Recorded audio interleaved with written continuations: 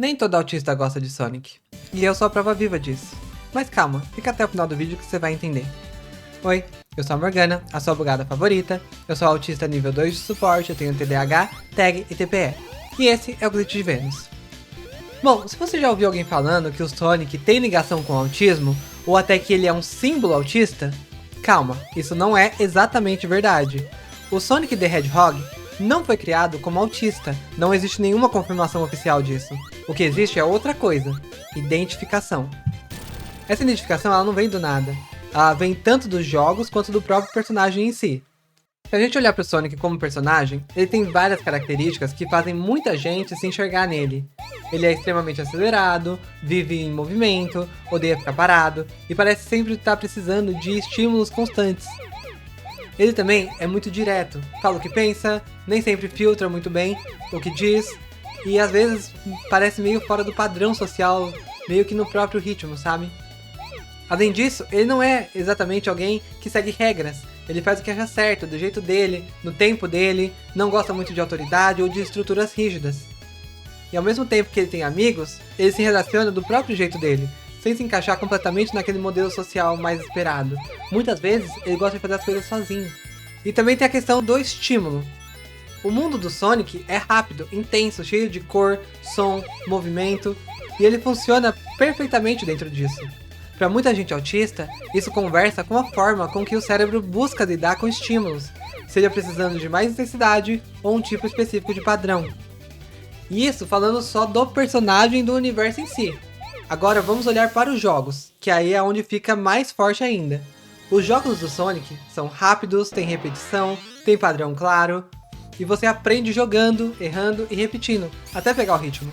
Essa repetição, essa previsibilidade misturada com intensidade, pode ser muito prazerosa. Você entra num fluxo, vai melhorando, vai se ajustando, e isso prende. Então, não é que o Sonic seja autista, é que tanto o personagem quanto os jogos acabam refletindo experiências que muitas pessoas autistas reconhecem. Mas isso não é regra, e é aqui que entra a minha experiência com o Sonic. Como eu disse no começo do vídeo, eu sou autista nível 2 de suporte. E eu nunca fui fã de Sonic, não dos jogos, tá? Do personagem em si. Eu sempre gostei do Tails. Quando eu era criança, eu assistia, eu via nos jogos, eu até joguei um pouco, mas era sempre por causa do Tails. Antes eu achava que Tails era menina, então eu falava que eu era ela, até descobrir que o Tails na verdade não é uma menina. Mas assim ainda é meu personagem favorito do mundo do Sonic, é o Tails. E tem um detalhe muito importante nisso tudo.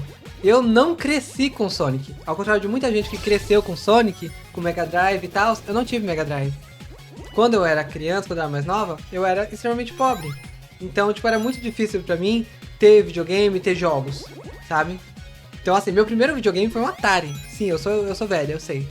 Depois do Atari, eu tive um Dynavision, que era o Nintendinho lá, 8 bits pirateado. Depois do Dynavision, eu fui pro Super Nintendo. E eu não passei pelo Mega Drive, sabe? Então meu contato com o Sonic era muito limitado. Às vezes, quando minha mãe ia na casa de uma amiga dela e me levava junto, que eu era criança, não podia ficar sozinho em casa, esses filhos da amiga da minha mãe ficavam jogando Sonic, mas eles não deixavam eu jogar. Então muitas vezes eu ficava só assistindo, raramente eu jogava. Então como eu tinha Super Nintendo e eu não tinha acesso ao Mega Drive, com amigos e tal, eu cresci jogando Mario. Então se você me perguntar se eu prefiro Mario ou Sonic, eu vou falar que eu prefiro Mario. Mas não é que eu não goste dos jogos do Sonic, eu gosto dos jogos do Sonic, só não gosto do personagem em si, sacou? Então isso não significa que Sonic seja ruim. Não, a experiência dele é muito boa, é rápida, é intensa, é repetitiva, e essa repetição dá prazer. Eu mesma gosto muito de jogos que funcionam assim, que seja rápido, que seja repetitivo, né, que tenha um padrão. É tipo jogos roguelike, que é o tipo de jogo que você entra, joga, aí morre, melhora, repete, aí melhora, repete de novo. Isso é gostoso, sabe? E então não é que autistas gostam de Sonic. É que o Sonic entrega um tipo de experiência, tanto como o personagem em si, quanto como nos jogos, experiências que muitas mentes autistas gostam. Mas isso não é identidade do personagem, isso não é regra, e não é definitivamente um símbolo autista, sabe? É identificação. Pessoas autistas se identificam com o personagem Sonic e com os jogos do Sonic, o tipo de modelo do jogo do Sonic, sabe? E isso não acontece só com o Sonic, tá? Tem muitos outros personagens que também têm essa identificação, mesmo sem ser alguma coisa. Por exemplo, a Rosalina, Princesa Rosalina do Super Mario Galaxy. Todo mundo tá falando que ela é uma personagem trans, mesmo oficialmente ela não sendo.